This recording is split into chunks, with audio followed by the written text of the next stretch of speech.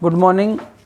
Last class में अपन ने रक्त एवं परिसंचरण तंत्र की बात कर रहे थे। उसमें अपन ने आपके रक्त का कॉम्बिनेशन पढ़ा था, रक्त किस चीज़ों से मिलकर बना होता है। फिर रक्त कोशिकाओं की बात की थी, जिसमें अपन ने आरबीसी, डब्ल्यूबीसी और बिंबाणु की बात कर ली थी। आज पढ़ेंगे रक्त के कार्य, कि जो रक्त है, ब्लड है, इसका कार्य क्या है।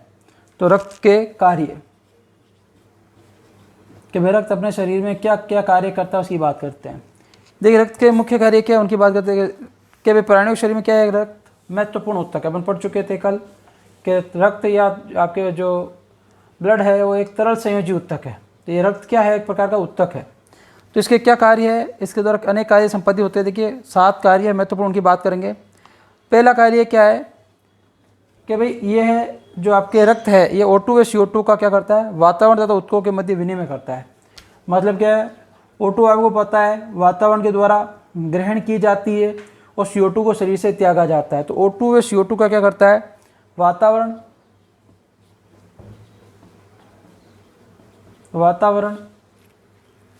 तथा उत्तकों के मध्य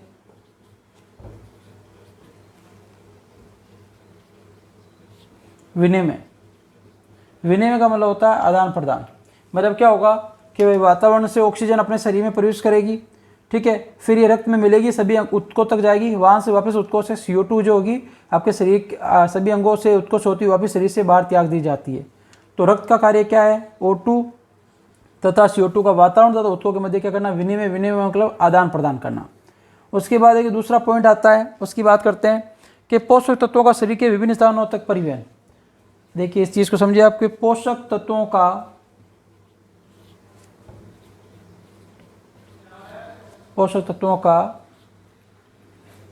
शरीर के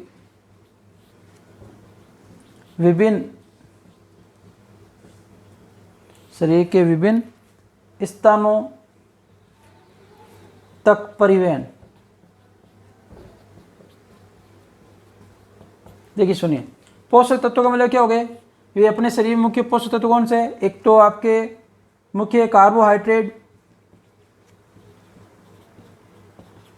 वसा, प्रोटीन, विटामिन्स, जैसा कि आपने फर्स्ट चैप्टर में पढ़ा था, आपके जल, खनिज लवण व आयंस, ये आपके मुख्य पोषक पदार्थ है जो अपने भोजन के द्वारा ग्रहण करते हैं। तो इनका पाचन होता है। ये फिर क्या होता है, जो पाचन होने के बाद जो लिक्विड बनता है वो किसमें मिलता है, रक्त में मिलता है। और रक्त क्या करता है, सभी अंगों तक और सभी आपके उत्तकों तक पहुंचाता है। मतलब अपने शरीर में अंदर कोई भी चीज़ आएगी वो अपने किस में मिलेगी, रक्त में मिलेगी। तो अपने शरीर के अंदर जो माध्यम का कार्य करता है वो कौन करता है, रक्त करता है। इस चीज़ का आप ध्यान रखेंगे। कोई भी चीज़ ले लीजिए, पोषक तत्व वाली चीज़ है तो भी रक्त में मिलेगी, और जो हानिकारक चीज़ है वो भी रक्त में मिलेगी, ठीक है। और रक्त क्या करता है, सभी उत्तकों तक, अंगों तक उसको पहुंचाता है। चाहे ऑक्सीजन है, चाहे वो आपके ग्लूकोज बना वो है, सभी अंगों तक पहुंचाने कार्य किसका है, रक्त का ही होता है। तो रक्त क्या कार्य करता है, माध्यम का कार्य करता है। उसके बाद देखिए तीसरा पॉइंट क्या है कि शरीर का पीएच नियंत्रित करना। देखिए इसकी बात करते हैं, शरीर की पीएच नियंत्रित करना।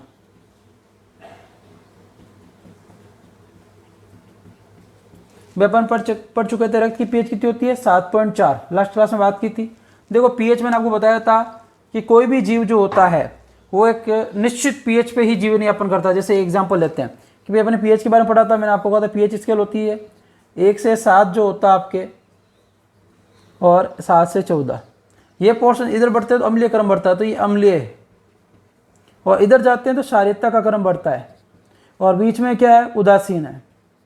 अब एक चीज़ देखिए आप, सबसे पहले अपन को सबसे आवश्यक चीज़ क्या है, जल। तो जल जो अपन पीते हैं उदासीन पीएच का पीते हैं।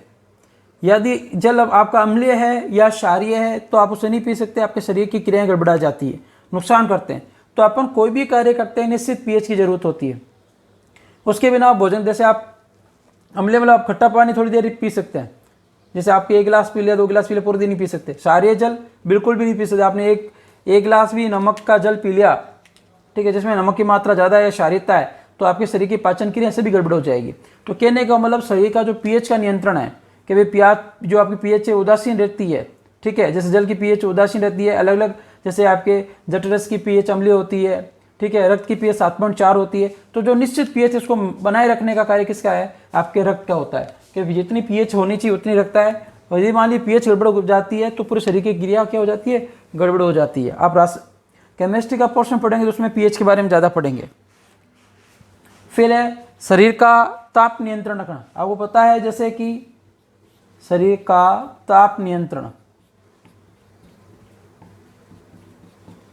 शरीर का ताप नियंत्रण क्या होता है, देखिए कि भाई अपने शरीर का टेम्परेचर कितना है, 37 डिग्री सेंटीग्रेड, ये फिक्स है।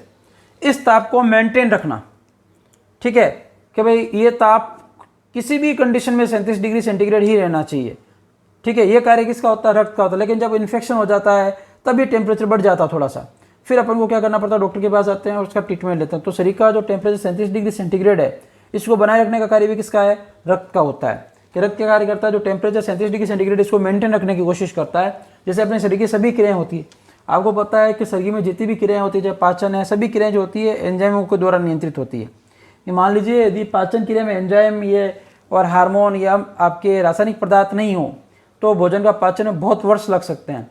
तो एंजाइम एक निश्चित टेम्परेचर पर कार्य करते हैं। मान लीजिए टेम्परेचर बढ़ गया, घट गया, तो सभी क्रियाएं प्रभावित होगी। इसलिए शरीर का ताप नियंत्रण का कार्य भी किसका होता है, आपके रक्त का ही होता है।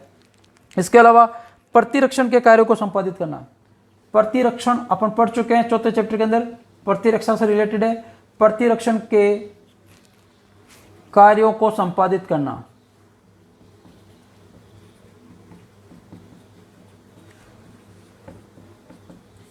प्रतिरक्षण मतलब जैसे अपने शरीर में मान लीजिए कोई भी एंटीजन आया, एंटीजन मैंने आपको बताया था शरीर में आने वाला हानिकारक पदार्थ, चाहे वो धूल का कण है, चाहे वो बैक्टीरिया है मतलब जीवाणु है, चाहे विषाणु है, कवक है, कोई भी हो जो आपके शरीर को नुकसान पहुंचाता हो, क्या कहलाता है, एंटीजन कहलाता है। जब एंटीजन अपने शरीर में आता है तो अपने शरीर में सबसे पहले अटैक कौन करती है, आपके न्यूट्रोफिल्स करती है, और कल पढ़ा था आपके मोनोसाइट्स, आपके लिम्फोसाइट, ये आक्रमण करती है, ठीक है। तो ये जो भी है ये किसके माध्यम से जाती है, रक्त के माध्यम से इस पर अटैक करती है। तो अपने शरीर की प्रतिरक्षा, बाहर से आने वाले जीवाणु, विषाणु, कीटाणु, कोई भी हानिकारक पदार्थ है, उससे अपने शरीर की सुरक्षा का कार्य किसका होता है, आपके रक्त का होता है। रक्त के माध्यम से ही ये प्रतिरक्षी जाते हैं और इस एंटीजन को नष्ट करने का कार्य करते हैं। इसलिए आप ध्यान रखेंगे कि भाई अपने प्रतिरक्षा का कार्य, शरीर की सुरक्षा का कार्य किसके द्वारा नियंत्रित होता है, आपके रक्त के द्वारा नियंत्रित होता है। इसके अलावा देखिए आप नेक्स्ट पॉइंट, हार्मोन को आवश्यकता के अनुरूप परिवहन करना। अभी देखिए इसकी बात करते हैं, हार्मोनों का नियंत्रण। देखिए कैसे अपने शरीर में ज्यादातर हार्मोन जो है वो अंतःस्रावी है। अंतःस्रावी को मैंने आपको बताया था एक बार, जब ये अग्नाशय ग्रंथि पढ़ाई थी तब पाचन तंत्र में पढ़ाया था कि भाई अंतराशय जो अंतःस्रावी ग्रंथियों का मतलब होता है ऐसी ग्रंथियां जो अपने स्राव को रक्त में छोड़ती है, मतलब उनको नलिका नहीं होती है, वो रक्त में छोड़ेगी, रक्त के माध्यम से वो जिस अंग पे कार्य करना वहां पे करेगी। तो उसे क्या कहते थे, हार्मोन कहते थे। कि भाई अंतःस्रावी ग्रंथियों द्वारा छोड़े गए स्राव को, रासायनिक पदार्थ को क्या कहा जाता है, हार्मोन। तो रक्त में ही हार्मोन छोड़ा जाता है, ठीक है। तो रक्त ही उस हार्मोन को लेकर जाता है। तो ये हार्मोनों का नियंत्रण भी किसके द्वारा होता है, रक्त के द्वारा होता है। मान ली हार्मोन की मात्रा रक्त में अधिक आ गई तो उससे हानिकारक प्रभाव पड़ सकते हैं, कम आ गई तो हानिकारक प्रभाव पड़ सकते हैं। तो हार्मोनों का नियंत्रण है, या हार्मोन को एक जगह से दूसरी जगह पहुंचाने का कार्य, जो लक्ष्य अंग है जहां उसको कार्य करना वहां पहुंचाने का कार्य भी किसके द्वारा किया जाता है, आपके रक्त के द्वारा ही किया जाता है, आपके ब्लड के द्वारा ही किया जाता है, या रुधिर के द्वारा ही किया जाता है। तो हार्मोनों का नियंत्रण। और अब लास्ट पॉइंट रह गया आपके, ठीक है, उसकी बात उत्सर्जी उत्पादों को शरीर से बाहर निकालना। उत्सर्जी जो अपने शरीर में आवश्यक नहीं है, उत्सर्जी उत्पादों को शरीर से बाहर निकालना। कि भाई अपने शरीर से अपशिष्ट पदार्थ जो बाहर निकाले जाते हैं उसमें भी रक्त का मुख्य योगदान होता है। रक्त के माध्यम से बहुत से अपशिष्ट पदार्थों को शरीर से बाहर निकाला जाता है, जिससे शरीर में क्या वो गंदगी जो है, अपशिष्ट पदार्थ बाहर निकल जाते हैं और शरीर जो है वो सुचारू रूप से कार्य करता रहता है। तो रक्त के क्या कार्य पड़े, एक और वापस देख लीजिए कि O2 व CO2 का परिवहन, नियमन करना, पोषक तत्वों को शरीर के सभी भागों तक पहुंचाना, पीएच नियंत्रित करना, ताप नियंत्रित करना, प्रतिरक्षा के कार्य करना, हार्मोन नियंत्रित करना और औषधीय उत्पादों को शरीर से बाहर निकालना। ये रक्त के कार्य हो गए। अब आगे देखिए कुछ जानकारी है जो अपने पढ़ी थी रक्त समूह वाले चैप्टर में, वही अब थोड़ी सी जानकारी वापस पढ़ लेते हैं जो दिया हुआ है सिलेबस के अंदर।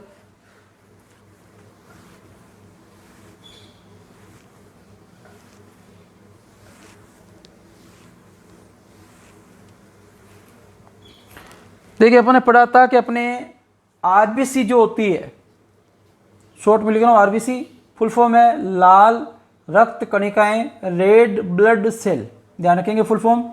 ठीक है कि भाई आरबीसी पर जो प्रतिजन उपस्थित होते हैं, ठीक है, आरबीसी पे जो प्रतिजन हो रहेगा उसके आधार पर अपना क्या होता है, रक्त समूह होता है। मान लीजिए अपने दो प्रतिजन होते हैं मुख्य रूप से, प्रतिजन ए और प्रतिजन बी। ये मैंने आपको पढ़ा दिया था रक्त समूह वाले चैप्टर में। ठीक है कि भाई रक्त समूह का निर्धारण कैसे होता है, प्रतिरक्षा वाले चैप्टर में ही पढ़ा था कि रक्त समूह का निर्धारण कैसे किया जाता है, उसमें बताया था मैंने आपको।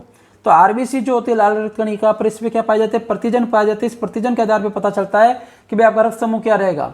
मान लीजिए आपकी आरबीसी पे दो प्रतिजन होता है मुख्य रूप से, आरबीसी पे प्रतिजन ए है तो आपका रक्त समूह ए रहेगा। मान लीजिए प्रतिजन बी है, जैसे मान लीजिए क्या है कि भाई प्रतिजन जो आरबीसी की सतह पर प्रतिजन मान लीजिए ए है तो रक्त समूह क्या आएगा, ए आएगा।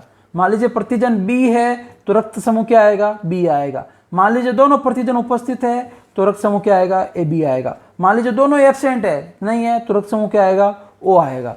ये बात अपन अपनी जो चौथे चैप्टर के अंदर बात की थी रक्त समूह के बारे में, उसमें मैंने आपको वहां पढ़ा दिया था कि भाई ये प्रतिजन की उपस्थिति है किस पे होती है, आरबीसी पे, लाल रुधिर कणिकाओं पे प्रतिजन पाए जाते हैं। उसके आधार पे आपका रक्त समूह का पता चलता है। आप जब भी रक्त समूह टेस्ट करवाने जाएंगे, आपको ब्लड ग्रुप क्या है, तो आपको क्या करेंगे, थोड़ा सा नीडल से, ठीक है, ब्लड लेंगे स्लाइड पे, फिर टेस्ट करते हैं, मतलब आरबीसी लेते हैं, रक्त लेते हैं। आरबीसी में उपस्थित जो प्रतिजन उससे क्रिया होती है तो पता चलता है आपका रक्त समूह क्या है।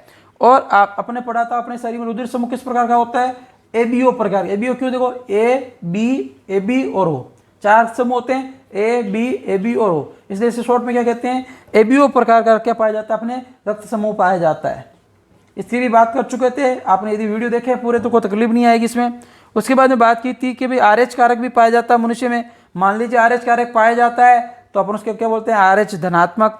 बात की थी भाई कि भाई आरएच कारक पाया जाता है तो आरएच धनात्मक, आरएच कारक एब्सेंट है तो आरएच ऋणात्मक। ये अपन ने बात लास्ट क्लास में कर ली थी और अपने पढ़ा था लगभग 80 से 85% लोगों में आरएच धनात्मक कारक होता है, मतलब आरएच कारक प्रेजेंट होता है, जिसे बोलते हैं आरएच पॉजिटिव कहा जाता है। ये अपने बात कर ली थी कि भाई जो अपने रक्त समूह जो होता है उसमें क्या होते हैं, कि वापस सुन लीजिए एक बार कि भाई रक्त समूह का निर्धारण कैसे होता है कि आरबीसी पे उपस्थित प्रतिजन के आधार पर पता लगाया जाता है कि रक्त समूह क्या रहेगा। मान लीजिए आपके आरबीसी पे ए प्रतिजन है तो आपका रक्त समूह ए रहेगा। प्रतिजन बी, दो प्रतिजन होते हैं और बी प्रतिजन है तो रक्त समूह बी रहेगा। मान लीजिए दोनों प्रतिजन उपस्थित है तो ए बी रहेगा, दोनों नहीं है तो रक्त समूह क्या रहेगा, ओ रहेगा। इसमें अपन ने पढ़ा था ये सार्वत्रिक ग्राही है, किसी से भी रुधिर ले सकता है, मतलब ए भी इसको दे सकता है, बी भी दे सकता है और ओ भी दे सकता है। ठीक है, ओ को क्या बोलते हैं, सार्वत्रिक दाता, ये सबको दे सकता है, ए बी को भी दे सकता है, बी को भी दे सकता है और ए को भी दे सकता है। ये अपने बात कर ली थी। वे सार्वत्रिक ग्राही, आपके इसे कहा जाता है ग्राही और इसे कहा जाता है सार्वत्रिक दाता। ये दो बात अपने हो चुकी थी। फिर अपने पढ़ा कि इस प्रकार जो रक्त समूह पाया जाए उसे क्या कहा जाता है, ए बी और रक्त समूह कहते हैं। कैसे, ए बी और ओ। उसके बाद पढ़ा आरएच कारक, तो आरएच कारक पाया जाता है तो उसे बोलते हैं आरएच धनात्मक, आरएच कारक नहीं पाया जाता तो बोला जाता है आरएच ऋणात्मक। ठीक है, और लगभग जो आपके 80 से 85% जो लोग हैं उनमें क्या होता है, आपके रक्त समूह किस प्रकार का पाया जाता है, आरएच धनात्मक पाया जाता है। ठीक है, अब आप आगे देखिए, आगे बात करते हैं रक्त परिसंचरण की बात करते हैं। ये तो हो गया आपके रक्त समूह की बात होगी। रक्त परिसंचरण मतलब रक्त का प्रवाह कैसा होता है अपने शरीर में, ठीक है, किन अंगों तक जाता है, कैसे जाता है, इसकी चर्चा करेंगे वह भी।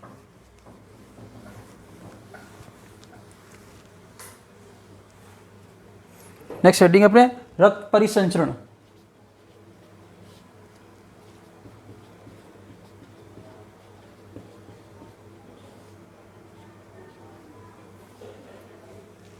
ठीक है, रक्त परिसंचरण की बात करते हैं कि रक्त परिसंचरण क्या है।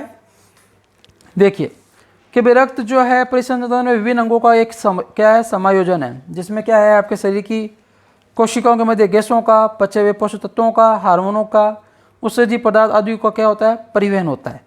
मतलब क्या है, देखिए कि रक्त परिसंचरण में क्या होता है, किन किन का परिवहन होता है। तो रक्त परिसंचरण के अंदर जो आपके शरीर की कोशिकाओं के मध्य, देखो कोशिकाओं के मध्य, कोशिकाओं के मध्य आपके गैसों का,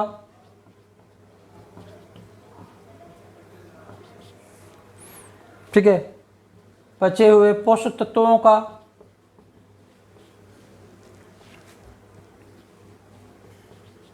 इसके अलावा आपके हार्मोनों का,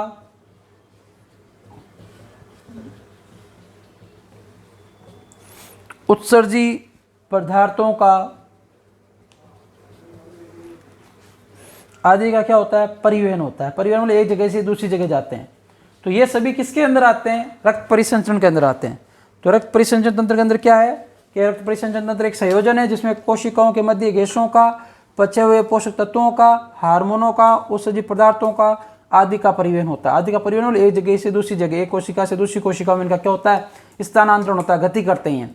ठीक है, इसे क्या कहते हैं, रक्त परिसंचरण तंत्र कहा जाता है। और मनुष्य में जो मानव में रक्त परिसंचरण तंत्र पाया जाता है, ध्यान रखेंगे 1 नंबर का क्वेश्चन बन सकता है कि भाई मानव में रक्त परिसंचरण तंत्र किस प्रकार का होता है, तो ध्यान रखेंगे बंद प्रकार का। किस प्रकार का, बंद प्रकार का, इंग्लिश में बोलते हैं क्लोज्ड प्रकार का। 2 प्रकार के होते हैं, एक तो बंद प्रकार का होता है, खुले प्रकार का होता है। देखिए बंद प्रकार के और खुले प्रकार में फर्क क्या है कि भाई बंद प्रकार का मतलब होता है जब रक्त का प्रवाह शरीर में नलिकाओं के माध्यम से, ठीक है, जैसे धमनी, शिरा, इनके माध्यम से होता है तो बोलते हैं उसे रक्त का रक्त जो परिसंचरण है उसे क्या कहेंगे, बंद प्रकार का बोलेंगे। और मान लीजिए रक्त का प्रवाह आपके सीधे क्या होता है, जिसके अंदर शरीर में अंग होते हैं, पिंड होते हैं, उत्तक होते हैं, सीधे रक्त में डूबे होते हैं और रक्त का प्रवाह सीधे ऐसे होता है, बिना नलिकाओं की सहायता से होता है, उसे क्या कहते हैं, खुला प्रकार का कहते हैं। तो बंद प्रकार का मनुष्य में पाया जाता है। तो आप 1 नंबर का क्वेश्चन बन सकता है, ध्यान रखना कि भाई बंद प्रकार का परिसंचरण किस में पाया जाता है, मनुष्य के अंदर पाया जाता है। इसके बाद देखिए कि बंद प्रकार का मतलब भी मैंने आपको समझा दिया कि रक्त क्या हो, हृदय और क्या हो, आपके रक्तवाहिनियों के माध्यम से क्या हो, रक्त का प्रवाह हो, उसे क्या बोलते हैं, बंद प्रकार का रक्त परिसंचरण तंत्र कहा जाता है। अब देखिए अपने शरीर में रक्त के अलावा एक अन्य द्रव्य और पाया जाता है जिसे बोलते हैं लसिका। क्या कहा जाता है, लसिका। ठीक है, इंग्लिश में बोला जाता है लिम्फ इसको। अब आप देखिए कि ये भी एक क्या है, परिवहन का हिस्सा है। ये भी क्या करता है, परिवहन में मदद करता है। लसिका क्या, एक विशिष्ट तंत्र द्वारा गति कार्य करता है, उसे बोलते हैं लसिका तंत्र। कि ये किसके द्वारा नियंत्रित होता है, लसिका तंत्र के द्वारा नियंत्रित होता है। उसके बाद देखिए कि ये क्या है, खुला तंत्र है जो परिसंचरण तंत्र में रक्त एक तरल माध्यम के तौर पर कार्य करता है और परिवहन योग्य पदार्थों के अभिगमन में भी क्या करता है, मुख्य भूमिका निभाता है। कि इसका भी कार्य क्या है, परिवहन में आपकी मुख्य भूमिका निभाना, कार्य करना। और हृदय इस तंत्र का एक केंद्र है जो क्या करता है, आपके रुधिर निरंतर और रुधिर वाहिकाओं को पंप करता है। तो अपने अब लसिका तंत्र के बारे में आगे पढ़ेंगे, थोड़ा सा आपके ज़्यादा डिटेल में नहीं, लसिका क्या होता है बड़ी क्लासेज में पढ़ेंगे, लसिका क्या है, लसिका में और रक्त में क्या अंतर है, आपके इतना दिया हुआ नहीं है। अब सुनिए, आप इतना ध्यान रखना कि भाई आपके रक्त परिसंचरण तंत्र के अलावा एक और आपके तंत्र पाया जाता है, लसिका तंत्र, जिसमें एक द्रव्य पाया जाता है लसिका, जिसके माध्यम से भी क्या होता है, आपके गैसों का परिवहन होता है। ठीक है, और सभी कार्य जो परिसंचरण करता है उसी प्रकार के कार्य इसके द्वारा भी नियंत्रित होते हैं। और ये मुख्य भूमिका निभाता है किसमें, परिसंचरण तंत्र के अंदर, रक्त परिवहन में और बाकी कार्यों के अंदर। अब देखिए अपन बात करते हैं हृदय की, हार्ट की बात करते हैं कि भाई हृदय किस प्रकार से कार्य करता है, कितने अंग होते हैं, कितने भाग होते हैं, इसकी संरचना की बात करेंगे। देखिए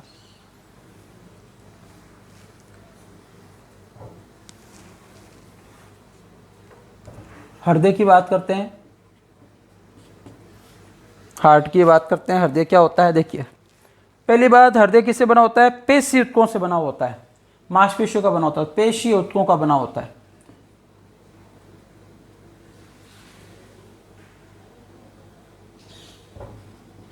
पेशी ऊतकों का बना होता है।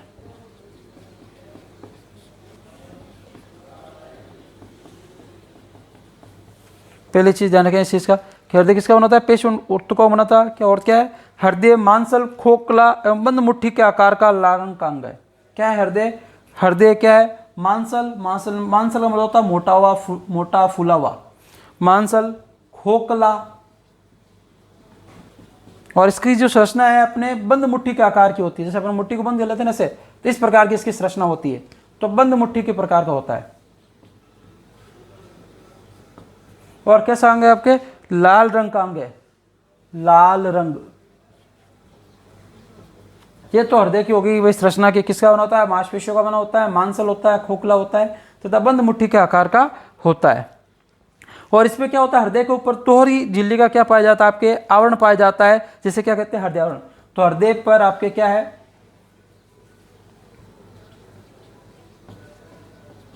दोहरी झिल्ली का आवरण, दोहरी झिल्ली का आवरण पाया जाता है, जिसे क्या कहा जाता है, हृदय आवरण। क्या कहा जाता है, हृदयावरण, या इंग्लिश में से बोलते हैं पेरिकार्डियम, पेरिकार्डियम, याद रखेंगे इंग्लिश वर्ड इसका पेरिकार्डियम।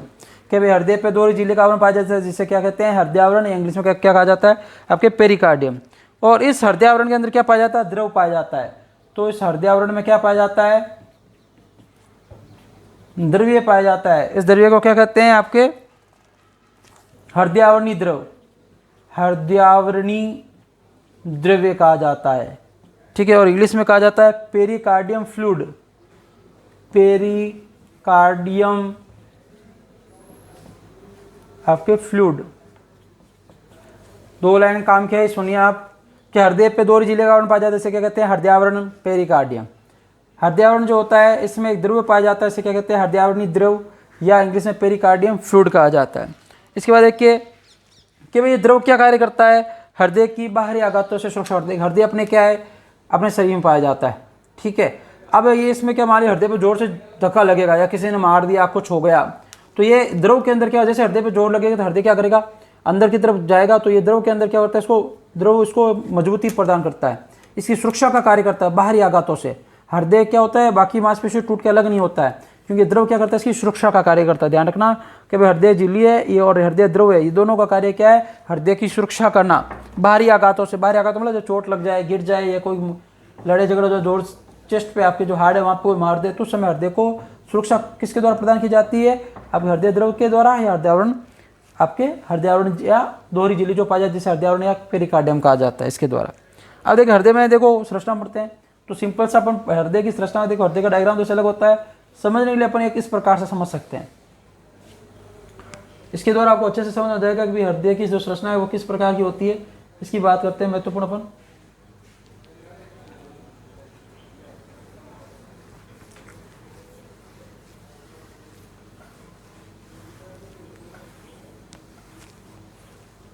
देखिए इसको समझने के लिए अपन एक बनाते हैं अच्छे से, इसको समझ आप ये चीज या बना लीजिए, या पूरी क्रियाविधि आपको समझ आ जाएगी अच्छे से।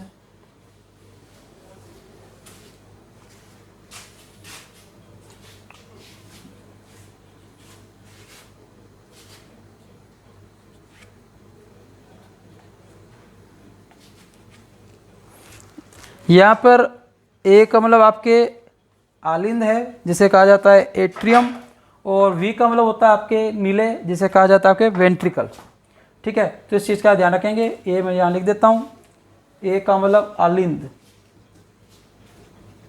और वी का मतलब आपके है नीले, एट्रियम और वेंट्रिकल कहा जाता है इनको, एट्रियम और इसे कहा जाता है वेंट्रिकल,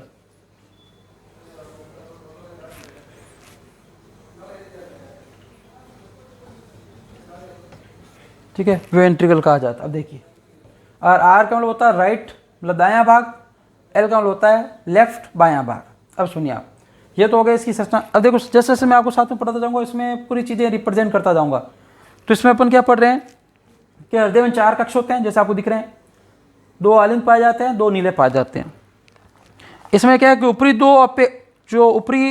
दो अपेक्षाकृत छोटे होते हैं आलिंद कहलाते हैं, कि ऊपर वाले जो 2 कक्ष होते हैं आकार में छोटे होते हैं जिसे क्या कहते हैं आलिंद, और नीचे वाले जो कक्ष होते हैं वो क्या होते हैं, बड़े होते हैं जिसे क्या कहते हैं नीले। तो ये क्या होते हैं, छोटे होते हैं, और ये क्या होते हैं, बड़े होते हैं, दोनों ही। उसके बाद देखिए कि नीले के लंबवत रूप से अपन हृदय को 2 भागों बांटे। लंबवत मतलब इस प्रकार से, ये लंबवत रूप हो गया, ये अनुप्रस्थ होता है, ये लंबवत होता है। तो लंबवत रूप से अपन देखें तो इसमें क्या होते हैं, आपको बाएं व दाएं भाग में देखें तो अपन क्या होगा कि भाई जैसे दाएं भाग की तरफ देखें तो एक आलिंद रहेगा, एक नीले रहेगा, बाएं भाग की तरफ देखें तो एक आलिंद होगा और एक नीले होगा।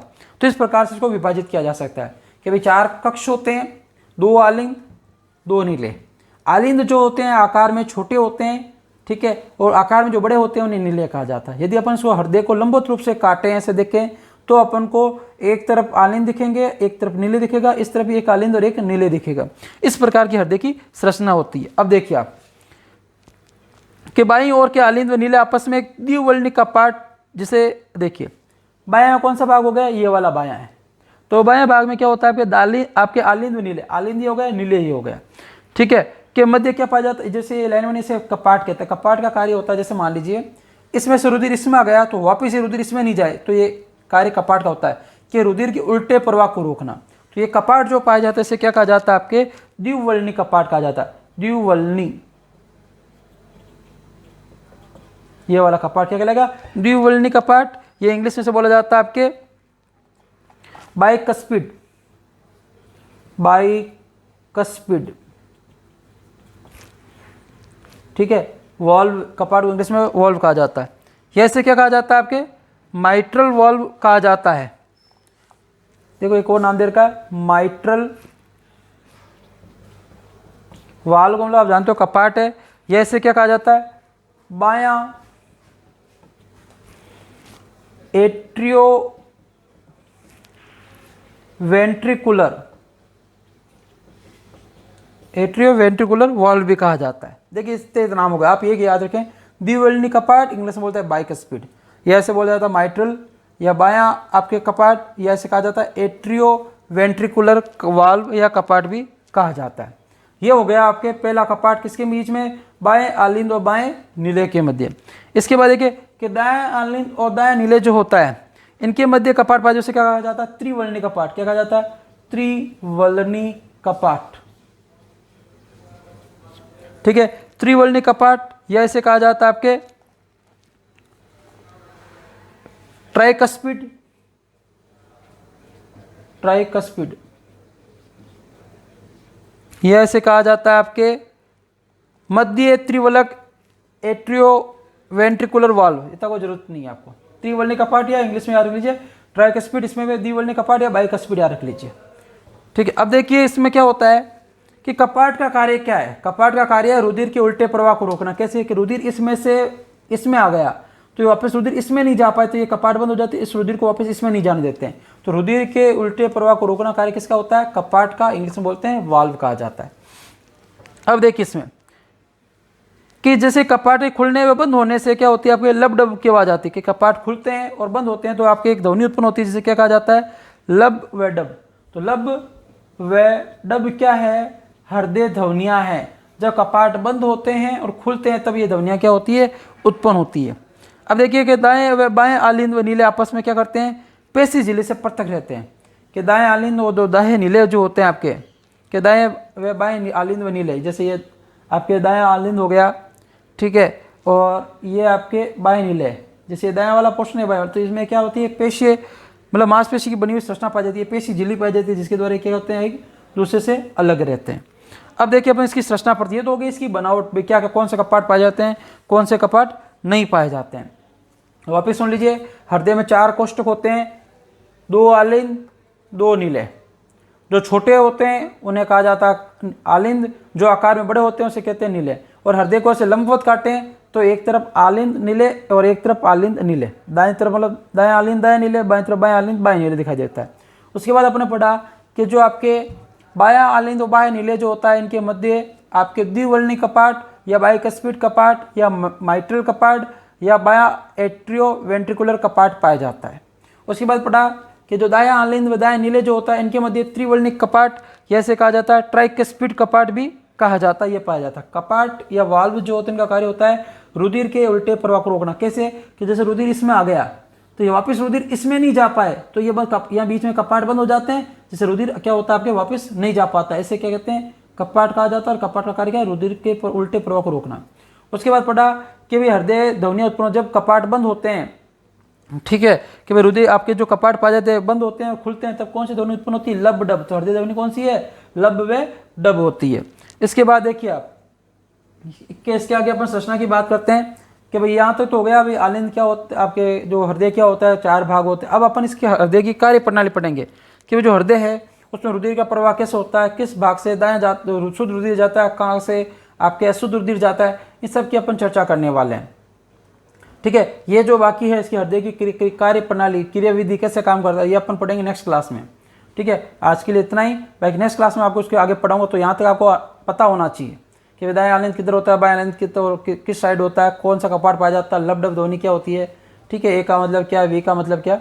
बाकी अपन नेक्स्ट क्लास में इसकी चर्चा करेंगे, किस प्रकार से रुधिर का प्रवाह होता है, किस भाग से जाता है, कैसे शुद्ध होकर आता है, ठीक है, पूरी कार्य प्रणाली पढ़ेंगे। तो आज के लिए इतना ही, बाकी नेक्स्ट क्लास पढ़ेंगे।